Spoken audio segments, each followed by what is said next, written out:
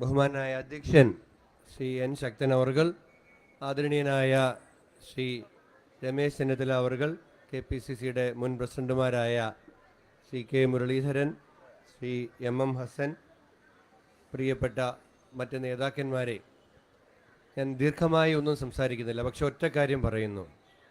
ഈ സെക്രട്ടേറിയറ്റിൻ്റെ മുമ്പിൽ ഇതിനു മുമ്പ് ഇതുപോലെ ഒരു പ്രതിഷേധ സമരം നടത്തിയപ്പോൾ അന്ന് പ്രസംഗിച്ചപ്പോഴും ഞാൻ ഒരു കാര്യം സൂചിപ്പിച്ചിരുന്നു.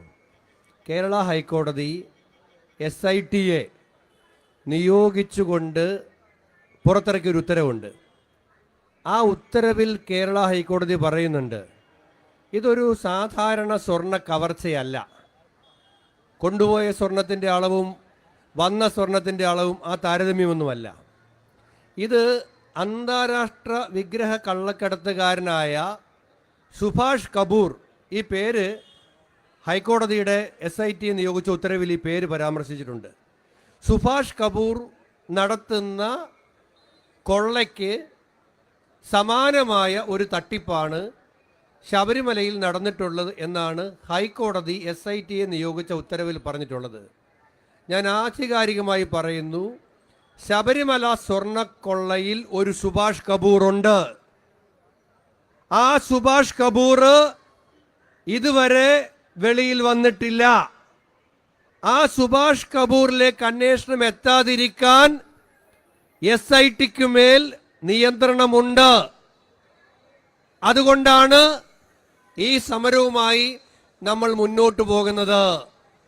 ഈ ശബരിമല സ്വർണ്ണക്കള്ളക്കടത്തിന്റെ പിന്നിലെ സുഭാഷ് കപൂർ പുറത്തു വരുന്നത് വരെ ഇതിലുൾപ്പെട്ട മുഴുവൻ കുറ്റവാളികളെയും നിയമത്തിന്റെ മുന്നിൽ കൊണ്ടുവരുന്നത് വരെ സമരവുമായി മുന്നോട്ട് പോകും.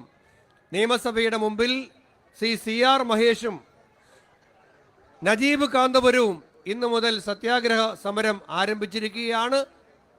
സെക്രട്ടേറിയറ്റിന് മുമ്പിലും കളക്ടറേറ്റിന് മുമ്പിലും കോൺഗ്രസ് പാർട്ടി തെരുവിൽ സമരത്തിലാണ്. നിയമസഭയിലും നിയമസഭയ്ക്ക് പുറത്തും ഒരേപോലെ നമ്മൾ സമരരംഗത്താണ്. ഈ സമരത്തിൽ പങ്കെടുക്കാനെത്തിയ മുഴുവൻ നേതാക്കന്മാരെയും നേതൃത്വം നൽകിയ ജില്ലാ കോൺഗ്രസ് കമ്മിറ്റിയും അഭിവാദ്യം ചെയ്തുകൊണ്ട് ഞാൻ എൻ്റെ വാക്കുകൾ അവസാനിപ്പിക്കുന്നു. നന്ദി, നമസ്കാരം, ജയ് ഹിന്ദ്.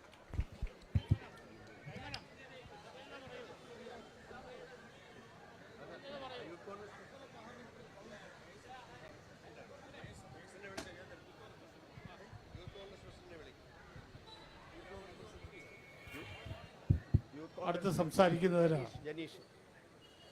യൂത്ത് കോൺഗ്രസ് സംസ്ഥാന പ്രസിഡന്റ് ശ്രീ ജനീഷിനെ ക്ഷണിക്കുന്നു.